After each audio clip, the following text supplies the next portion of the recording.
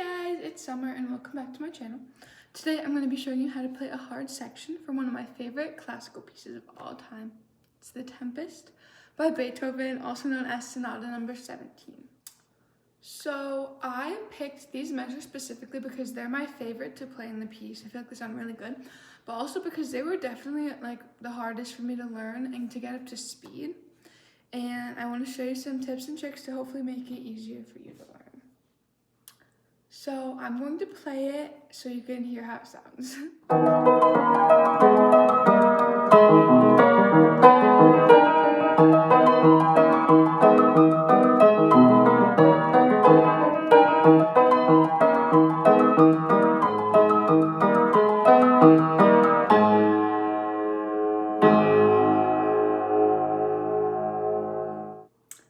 Okay, so first things first, I think we should go over the fingerings. So honestly, the fingerings aren't that bad to like figure out, but I'll still go over it. But with the right fingerings, it definitely makes it a lot easier to play it like more smoothly and quickly.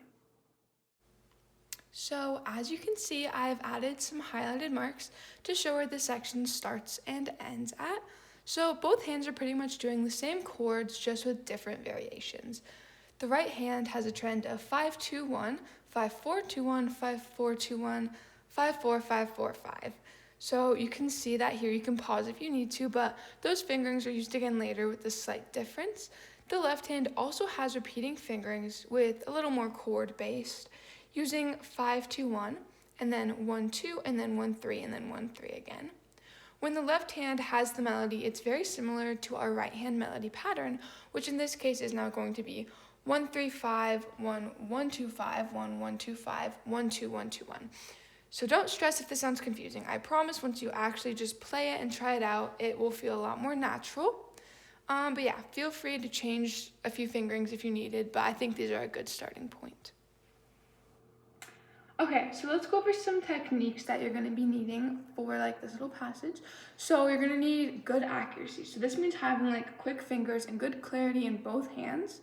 There's a lot going on and it's pretty fast, so clarity is important. You don't want it to all just like mush together, especially with the pedal.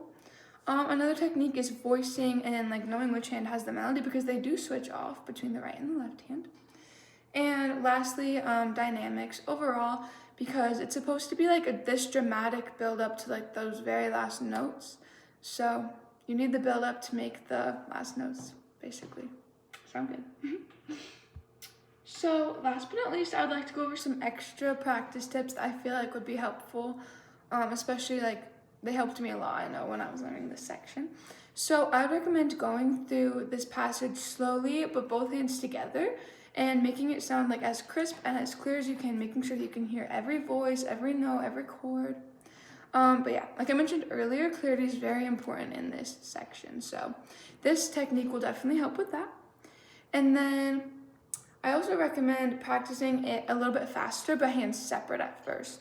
So this will help you like focus on getting the clarity because you're only doing one hand, but also getting that speed because it is definitely fast. And then the last thing is obviously just practicing it over and over and over. But it'll be worth it. This piece is really fun to play. So here is an example of those practice tips. So I'm going to go ahead and show you guys how I would be practicing it hands together, but doing it a little bit slower to work on that clarity.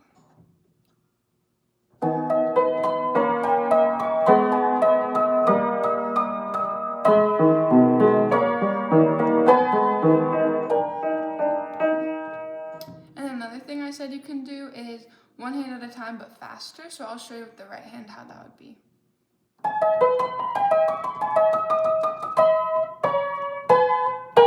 And then you can just kind of keep going and going, getting it faster and faster until you're happy with your tempo.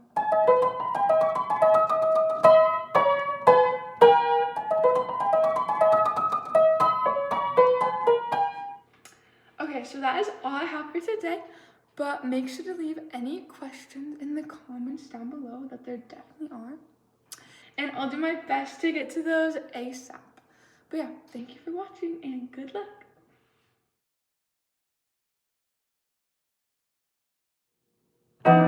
Oops. Do the right notes though. Do the right notes.